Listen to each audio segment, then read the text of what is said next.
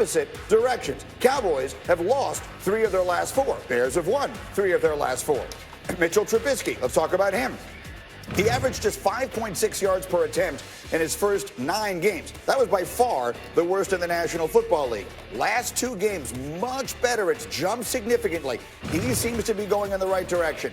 Cowboys, just 6-6, but our analytics still give them a 74% chance to win the division. They're a game up on the Eagles. They haven't won back-to-back divisions since they won 5 straight back in the 90s. So there is a lot at stake tonight for the Cowboys and everything probably at stake for the Bears. And so, Shefty, I'm going to start with you because it feels like every day, not just every game, but every day is a referendum on Jason Garrett and his job, and Jerry Jones is talking and all the rest of that. Where does all of that stand in your mind as we approach this game tonight?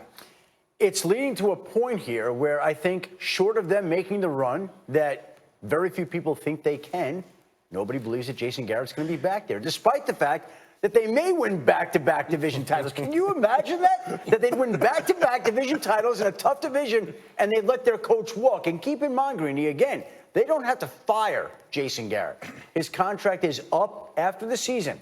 They simply could say, I think we're going to look for another coach. Good luck, Jason. If you want to go to New York, if you want to go to someplace else, Jerry Jones thinks he's going to be coaching in the NFL next year, basically blessing his talents, blessing his abilities.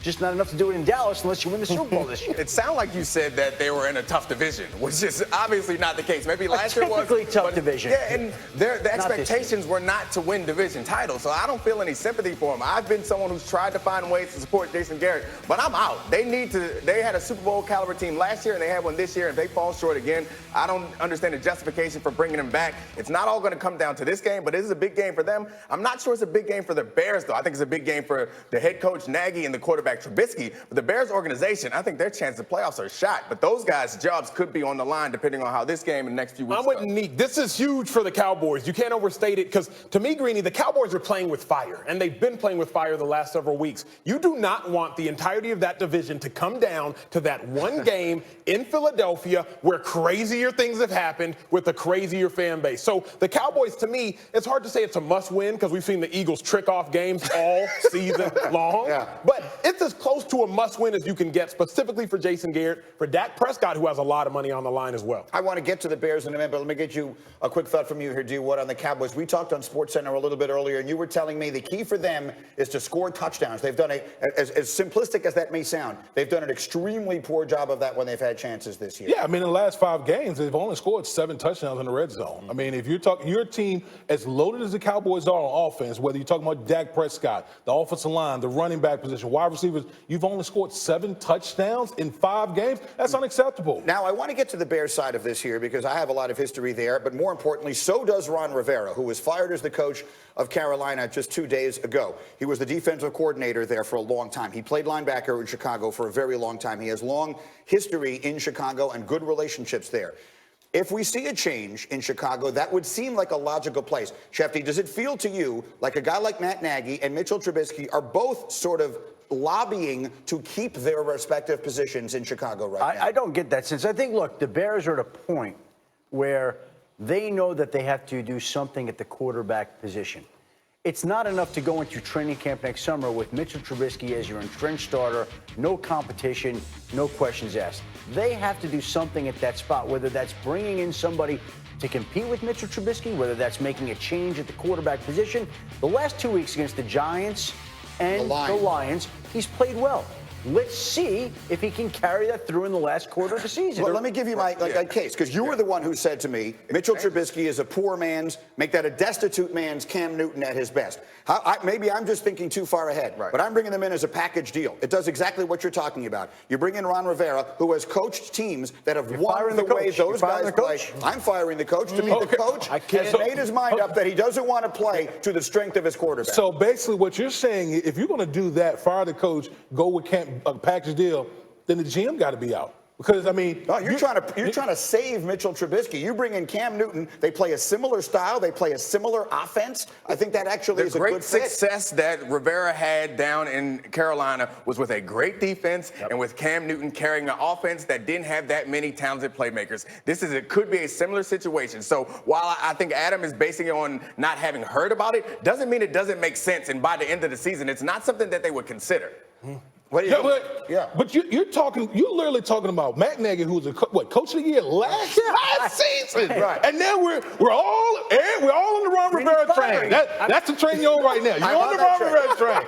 Okay, all right. I'm a ticket holder. I'm in the bar card. Right now, I've got a little bag of peanuts, and I'm waiting for someone to come by and bring me a drink. I'm on that train. What do you think? He just texted. He wants Laura Rutledge to take over the show. I think what's hurt Nagy is that the Bears overachieved last year, and I've been watching the Bears the last 3 or 4 years. The Bears weren't supposed to do what they did last year. Because they overachieved, they came into the season with super high expectations. But Greeny, let me end it with this. Matt Nagy, the last 2 weeks, he has changed the game plan. Mitch Trubisky over the last 2 weeks, 18 times as he moved outside the pocket. The previous 4 weeks combined, only 17 times. Nagy's realized he was in the wrong. He's making the change. I want to come back to that because the notion that we give up on the quarterback that we drafted number 2, we traded up to draft number 2, before we give up on the coach is very contrary to what we usually see in football. Doesn't mean it won't happen, but it isn't the way these things usually go. Now let's go to the Patriots because after starting their season 8-0, the Pats have fallen apart. They've dropped 2 of 4, and they've lost to Lamar Jackson. They've lost to Deshaun Watson, and Tom Brady has thrown a lot of passes and not well in that stretch. He's thrown 80 incompletions going back to week 9. Each of the Patriots' last 4 games have been against teams over 500, and those are the ones where Brady has struggled the most. Look at these numbers. He is dead last in completion percentage in games like that. And the other 2 guys on your screen there are rookies, Gardner Minshew and Daniel Jones. Brady, of course, is in his 20th season, and we are inclined, because he's Tom Brady and for any number of other reasons, to give him the benefit of the doubt and start talking about what he does and doesn't have around him. How much of the struggles with New England's offense right now, Neek, can be laid at the feet of Tom Brady? I think quite a bit of it can. I think it's fair to talk about the lack of weapons around him. That's fine. But it's also fair to acknowledge that he's 42 and he's losing some zip on the ball. We talked about it earlier, and we got a few clips that show him from last season throwing a seam route to a tight end named Rob Gronkowski where he fits it in the zone. You see the trajectory of that ball. It's zipping right in there, and it's on target. It hits him between the linebacker and the safety. It's perfect. And then against the Ravens, he had a similar situation a few weeks ago where it's, again, a zone coverage. Again, the tight end is not Watson, or it's Watson and not Gronkowski, and he tries to fit in his own. Look at the trajectory of that ball. It's falling. It's diving. And I think it probably would be unfair to say just based on those 2 plays, but if you look at his stats this year, he leads the league in underthrows. So those 2 plays are examples, but the numbers show that he leads the league in underthrows, so he's losing some zip. G Wood, you started your career there. You played with Tom. You played for Belichick. You still know a lot of the guys there. What is your sense of the level of confidence they have in their ability to get this thing done right now? I think there's some trepidation in the building. I really do. I think, you hear many times from a lot of people that played within the Patriots organization, you always hear, wait till Thanksgiving. That's when they play their best ball. Okay, we're past Thanksgiving. We're past Thanksgiving, everyone. I'm telling you right now, that Patriot offense is not looking good, my friend. And what I saw last week against the Houston Texans, they got shredded. They have very slim margin of error in New England. If that defense is not playing at an elite level, they're in trouble. The Patriots desperately need help. Desperately. And Wood, we talked about this in the pre-show meeting. There's nobody currently on that roster offensively that's going to sit here and save the day. When you line up on defense in pre-week meetings, you say, who are we worried about? Neek, you've been in the defensive meeting. Who do we have to double team? The Patriots only have Edelman. And remember, Edelman is a clutch player, but the dude isn't a 1,500-yard, 17-touchdown receiver. So the Patriots have nobody right now that you're worried about. They need help. Shefty. The Patriots and Chiefs played twice last year. The Patriots won both games on the very last play of the game. In those 2 games, the Patriots scored 80 points. This is an offense that's not good enough to score 80 points and might not be good enough to pull it out in the last play game against the Chiefs.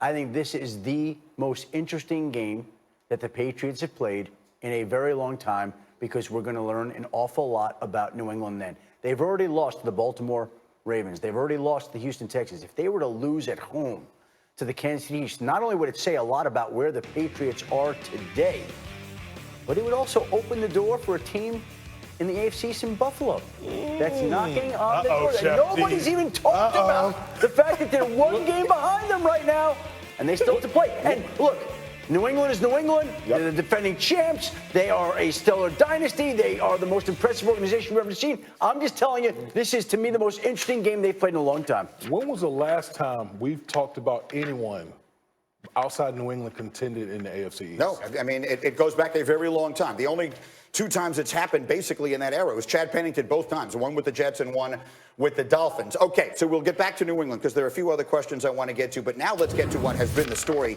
of this NFL season. That is Lamar Jackson. He is currently on pace to break Michael Vick's single-season rushing record for a quarterback. And he can do it this weekend when the Ravens play the Bills. He needs just 63 more yards to break the record. Buffalo's Shaq Lawson sees a lot of similarities. He's our version of Michael Vick. No, and like I'm just saying, he's our version, our generation of Michael Vick. That kid is a baller. He's a player. He's like playing backyard football and tackling if you can catch me. That's the type of dude he is. Michael Vick, my favorite player, and for me to do such a thing is incredible. And you know, he had that record for a long time, and it'll be pretty cool. But you know, I'm focused on the win regardless. So if you just look at the numbers, this is a comparison that is understandable. But Lamar Jackson has been more productive running and throwing this year.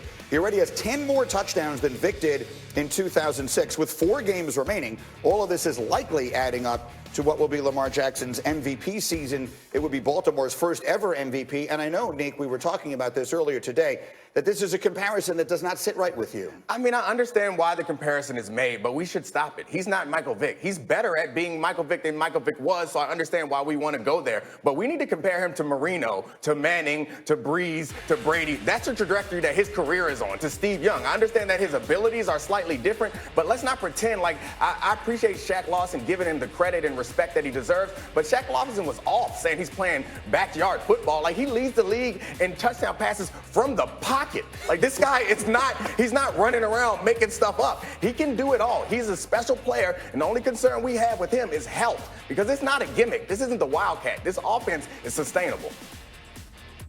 I agree with you. I'm sick and tired of the Michael Vick, comparisons as well. We're so enamored because of the athletic ability.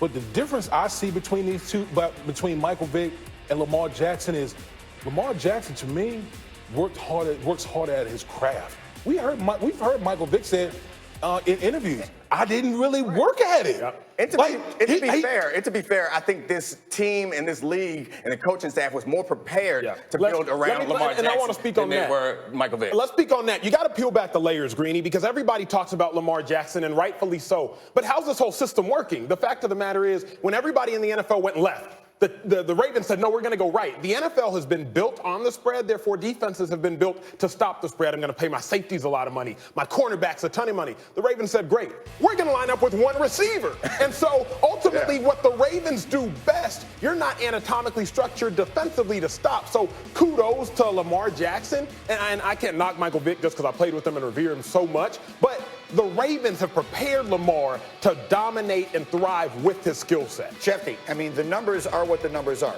Lamar Jackson right now is both the most effective runner in the NFL and the most effective passer in the NFL. Those are the statistics. That's the reality of the situation. And that's why he, I think, is going to win the MVP. And I think that's why he is forcing teams to take a look at the way they look into their future, do business. Look at the quarterbacks this year who are having success. You've got Lamar Jackson, Russell Wilson, Dak Prescott, Josh Allen. Let's put him in that category too. Okay, guys that are running around. Let's look at the old guard quarterbacks who are sitting back there. That guy that sits in the pocket, it's not working as much anymore. And so we're seeing the game, which has been shifting anyway, really shift this year with this guy, Lamar Jackson, shining a spotlight. That would be crazy to think if it shifts the way the NFL has been looked at for forever, Greeny. It's been the pocket quarterback is really the only way that you can win a Super Bowl. You can win games with the mobile quarterback. If Lamar Jackson allows the NFL to completely and in totality shift, that would be remarkable. Let me just say, when the 49ers were playing the Packers a couple of weeks ago, they felt relieved at having to take on the great Aaron Rodgers and not having to face